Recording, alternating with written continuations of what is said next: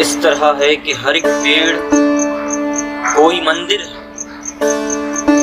कोई उजड़ा हुआ बेनूर पुराना मंदिर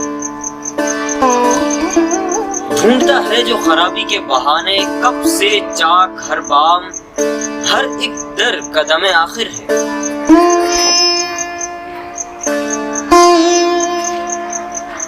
आसमां कोई ब्रोहत है जो हर बाम तले जिस्म पर राख मले माथे पे सिंदूर मले सर निगूं बैठा है चुपचाप न जाने कब से।